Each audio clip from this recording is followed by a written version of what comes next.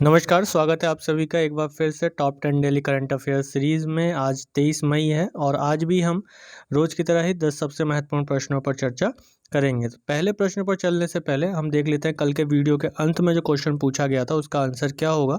आप सभी ने इसका आंसर कमेंट बॉक्स में ज़रूर दिया होगा। जिन्होंने जो इसका आंसर सही दिया है वो चेक कर लें कि सीमा सड़क संगठन का 61वां स्थापना दिवस कब मनाया गया। तो ऑप्शन थे 4 मई, 7 मई, 15 मई या 18 मई। तो इसका आंसर होगा 7 मई को। 7 मई को प्रतिवर्ष BRO बॉर्डर रोड ऑर्गेनाइजेशन का स्थापना दिवस मनाया जाता है और इस वर्ष जो मनाया गया वो कौन सा मनाया गया, 61वां स्थापना दिवस मनाया गया। इसी के साथ ही चलते हैं आज के वीडियो के पहले प्रश्न पर। तो अंतर्राष्ट्रीय संग्रहालय दिवस कब मनाया जाता है।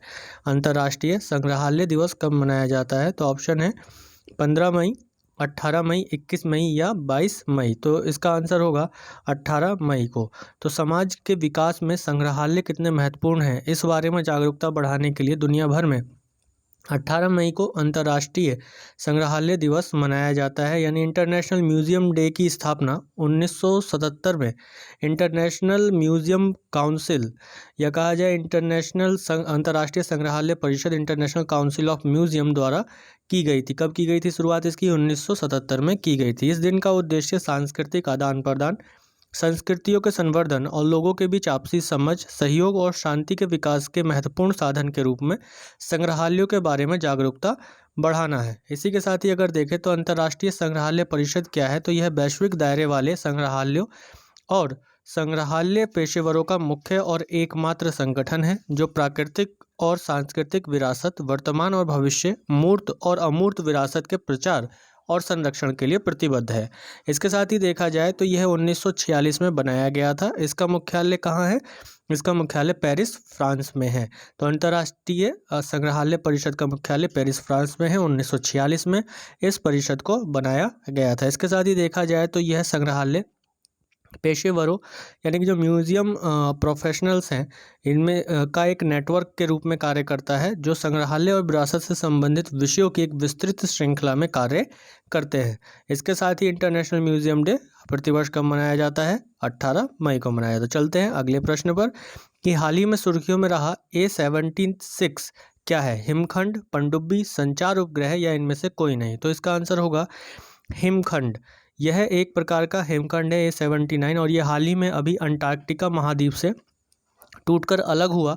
यह हिमखंड यानी कि आइसबर्ग अब दुनिया का सबसे बड़ा हिमखंड है और इसे A76 नाम दिया गया है। तो दुनिया का सबसे बड़ा हिमखंड है A76 और यह है अभी अंटार्कटिका महाद्वीप से टूटकर अलग हुआ है। इसके साथ ही अगर आप इस मैप में देखेंगे या इस वीडियो क्लिप में देखेंगे तो आप देख पा रहे होंगे कि ये वाला जो क्षेत्र है ये आइसबर्ग है और ये अंटार्कटिका महाद्वीप है। इससे टूटकर ये किस प्रकार से अलग हो रहा है। तो यहाँ पर एक बार फिर से आप देखेंगे तो ये टूटकर इससे अलग हो रहा है और ये टूटने के बाद इससे अलग हो गया है, जिसको A76 आइसबर्ग कह रहे हैं। और इसका एक न कहीं एक प्रभाव ये माना जा रहा है कि ये आइसबर्ग जो है अब वेडल सागर पर तैर रहा है और वेडल सागर पश्चिमी अंटार्कटिक में एक बड़ी खाड़ी है। तो इसको अगर मानचित्र पर आप लोग देखेंगे तो मानचित्र पर आपको कुछ इस प्रकार दिखाई देगा कि ये दक्षिण ध्रुव है, दक्षिणी ध्रुव का क्षेत्र है और इसमें ये पूरा अंटार्कटिका महाद्वीप है और इसमें जो ये अंटार्कटिका पेनिसुला है, प्रायद्वीप है, इसके बराबर में आप देखेंगे तो वेडल सागर है और यहीं पर ही ये टूटकर अलग हुआ है, जो कि दुनिया का अब तक का सबसे बड़ा आइसबर्ग है या हिमखंड है जो अंटार्कटिका से टूटकर अलग हुआ है। इसका कारण पर्यावरणविदों द्वारा जलवायु परिवर्तन माना जा रहा है और इसके साथ ही ये भी देखा जा रहा है कि 2060 तक जो है जलवायु परिवर्तन के सबसे उत्कृष्ट जो नकारात्मक प्रभाव होंगे वो हमें अंटार्कटिका पर देखने को मिलेंगे। हालांकि ये घटना लगातार चलती रहती है कि जो बर्फ़ यहाँ पर जमते रहते हैं और टूटते रहते हैं, लेकिन इतने बड़े पैमाने पर इतने बड़े हिमखंड का अलग होना कहीं ना कहीं पृथ्वी पर तापमान के बढ़ने का एक कारण भी बताया जा रहा है। तो इसी के साथ चलते हैं वीडियो के अगले महत्वपूर्ण प्रश्न पर कि विश्व मधुमक्खी दिवस कब मनाया जाता है। तो 15 मई, 20 मई, 21 मई या 22 मई। तो इसका आंसर होगा 20 मई को। 20 मई को संयुक्त राष्ट्र द्वारा हर साल विश्व मधुमक्खी दिवस के रूप में मनाया जाता है। इसके साथ ही अगर देखा जाए तो विश्व मधुमक्खी दिवस स्क्लोनेवियाई मधुमक्खी पालन के अग्रणी एटोन जॉनसा के जन्मदिन के उपलक्ष्य में मनाया जाता है। परागकणों, चिड़ियाओं, तितलियों, चमगादड़ों के महत्व के बारे में जागरूकता बढ़ाने के लिए यह दिवस मुख्य रूप से मनाया जाता है। जैव विविधता पर convention on biological diversity in परागकणों के संरक्षण परागणों के संरक्षण पर अधिक ध्यान केंद्रित करता है। इसके साथ ही अगर देखा जाए तो इंटरनेशनल पॉलिनेटर इनिशिएटिव का मुख्य उद्देश्य समन्वित या विश्वव्यापी कार्रवाई को बढ़ावा देना है, जिसे जैविक विविधता पर कन्वेंशन ऑन बायोलॉजिकल डाइवर्सिटी के तहत लॉन्च किया गया था। यह पहल 2030 तक चलने वाली है और भारत भी इसका एक हिस्सा है। जैव विविधता पर कन्वेंशन ऑन बायोलॉजिकल डाइवर्सिटी एक बहुपक्षीय संधि है।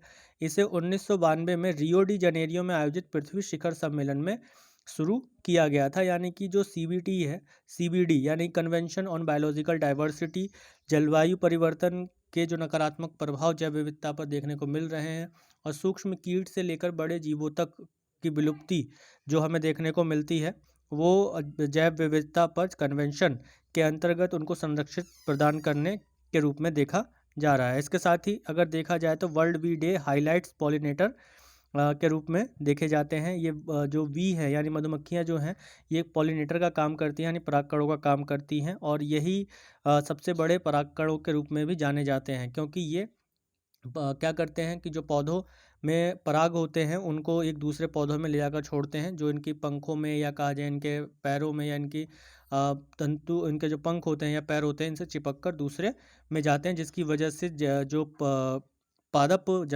जनजाति है या पादप विविधता है वो हमें मुख्य रूप से दिखाई देती है। इसके साथ ही अगर देखा जाए अगला प्रश्न, तो 21 मई को प्रतिवर्ष किस पूर्व भारतीय प्रधानमंत्री की पुण्यतिथि मनाई जाती है? तो इंदिरा गांधी, लाल बहादुर शास्त्री, राजीव गांधी या PV नरसिम्हा राव?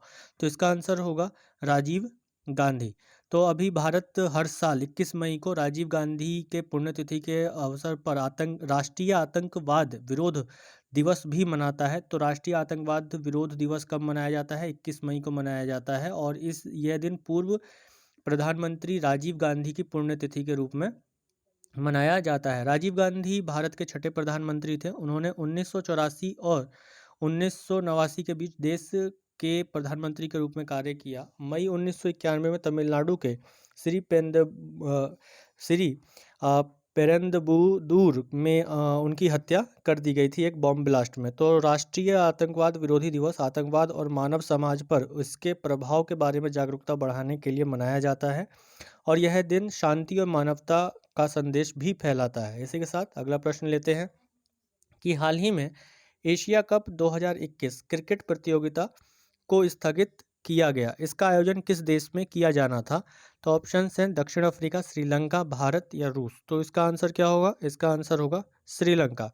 श्रीलंका में एशिया कप 2021 का आयोजन जून 2021 में किया जाना था, परंतु अब इसे कोविड-19 के चलते स्थगित कर दिया गया है। इससे पहले इस प्रतियोगिता को 2020 में आयोजित किया जाना था, परंतु कोविड-19 के चलते इसे 2 बार स्थगित किया जा चुका है। शुरुआत में इस प्रतियोगिता को पाकिस्तान द्वारा आयोजित किया जाना था, परंतु सुरक्षा कारणों से इस मेजबानी का अधिकार श्रीलंका को दे दिया गया। इसके साथ ही गौरतलब है कि कोविड-19 के चलते हाल ही में कई खेल प्रतियोगिताओं को स्थगित किया गया है। IPL को भी बीच में ही रोक दिया गया है। इसी के साथ ही अगर देखें तो एशिया कप यह पुरुषों की क्रिकेट प्रतियोगिता है। इसका आयोजन वनडे और T20 फॉर्मेट में भी किया जाता है। इस प्रतियोगिता की स्थापना 1983 में की गई थी, जब एशियाई क्रिकेट काउंसिल की स्थापना की गई थी। पहली बार एशिया कप का आयोजन 1984 में संयुक्त अरब अमीरात के शारजाह में हुआ था और भारत इस प्रतियोगिता की सबसे सफल टीम रही है। भारत ने 7 बार यह खिताब जीता है। इसके बाद श्रीलंका ने 5 बार यह खिताब जीता है। इसका आयोजन अभी कहाँ किया जाना था? श्रीलंका में किया जाना था, जिसे अब स्थगित कर दिया गया है। तो इसी के साथ ही चलते हैं वीडियो के अगले और एक और महत्वपूर्ण प्रश्न पर कि अंतर्राष्ट्रीय जैव विविधता दिवस कब मनाया जाता है? तो 15 मई, 20 मई, 21 मई या 22 मई? तो इसका आंसर होगा 22 मई को। प्रतिवर्ष जैव विविधता के संरक्षण और सतत उपयोग को बढ़ावा देने के लिए हर साल 22 मई को दुनिया भर में अंतर्राष्ट्रीय जैव विविधता दिवस के रूप में मनाया जाता है। और जैव विविधता क्या होती है? यह विभिन्न प्रकार के वनस्पतियों और जीवों को संदर्भित करता है जो एक पारिस्थितिकी तंत्र को बनाते हैं। पारिस्थितिकी तंत्र का संरक्षण प्राकृतिक संतुलन और मानव अस्तित्व के लिए महत्वपूर्ण भी है। इसका उद्देश्य क्या है? इसका उद्देश्य है जैव विविधता के मुद्दों के बारे में समझ और जागरूकता बढ़ाना, और एक और जैव विविधता के महत्व और दूसरी ओर इसके अभूतपूर्व नुकसान के बारे में लोगों को जागरूक करना। तो अंतर्राष्ट्रीय जैव विविधता दिवस का यह उद्देश्य रहा है। इसी के साथ ही चलते हैं अगले प्रश्न पर, कि अगला प्रश्न है आप लोगों के सामने कि state of the economy report किस संस्थान द्वारा जारी किया गया। State of the economy report किस संस्थान द्वारा जारी किया जाता है?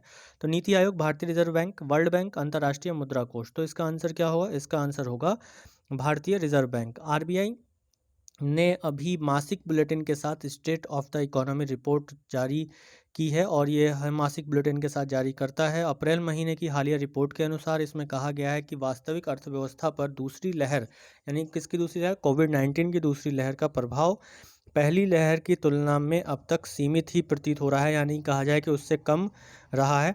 इसने अप्रैल 2021 में जीएसटी के उच्चतम संग्रह पर भी प्रकाश डाला है कि अप्रैल 2021 में जीएसटी का जो संग्रह हुआ है वह उच्चतम रहा है, अधिक रहा है। इसी के साथ ही अगला प्रश्न है कि हाल ही में सुर्खियों में रहा म्यूकोरमाइकोसिस क्या है? एक प्रकार का जीवाणु, एक प्रकार का विषाणु, एक प्रकार का फंगस, या इनमें से कोई नहीं। तो इसका आंसर होगा एक प्रकार का फंगस। एक प्रकार का फंगस है कौन? म्यूकोरमाइकोसिस क्या है? एक प्रकार का फंगस है। तो केंद्रीय स्वास्थ्य मंत्रालय ने 20 मई 2021 को राज्यों व केंद्र शासित प्रदेशों को म्यूकोरमाइकोसिस या ब्लैक फंगस को अधिसूचित रोग घोषित करने के लिए कहा है।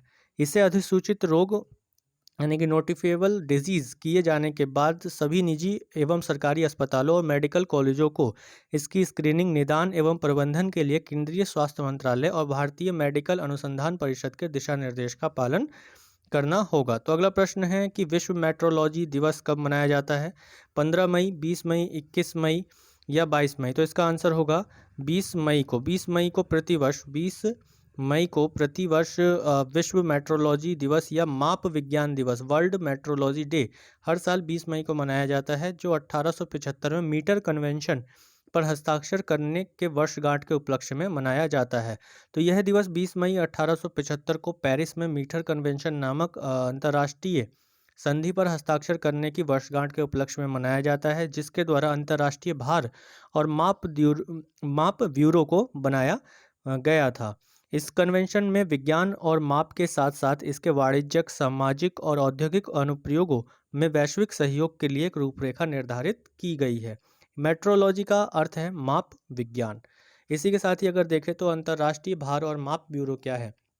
तो अंतर्राष्ट्रीय भार और माप bureau, international bureau of weight and measurement, एक अंतर्राष्ट्रीय संगठन है जो chemistry, ionising radiation, physical metrology और कोऑर्डिनेटेड यूनिवर्सल टाइम जैसे 4 क्षेत्रों में मानक माप के लिए कार्य करता है। इस संगठन की स्थापना 20 मई 1875 को हुई थी। इसका मुख्यालय फ्रांस के सेंट क्लाउड में है।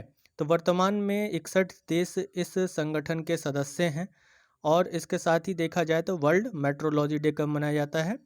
20 मई को मनाया जाता है। 61 देश इसके सदस्य देश है। तो इसी के साथ चलते हैं वीडियो के अगले महत्वपूर्ण प्रश्न पर। और भारत का पहला कृषि निर्यात केंद्र कहाँ स्थापित किया गया? तो ऑप्शन है कोलकाता, पटना, पुणे, अमृतसर। तो इसका आंसर क्या होगा? इसका आंसर होगा पुणे। पुणे में भारत का पहला, यानी कि Maharashtra chamber of commerce, industries and agriculture और नाबार्ड, यानी कि national bank for agriculture and rural development ने हाल ही में पहला कृषि निर्यात सुविधा केंद्र यानी agriculture export facilitation centre launch किया है। तो 2018 में भारत ने कृषि निर्यात नीति शुरू की थी। इस नीति का उद्देश्य कृषि निर्यात को दोगुना करना है, अर्थात 2022 तक कृषि निर्यात को 60 बिलियन अमेरिकी डॉलर तक बढ़ाना है।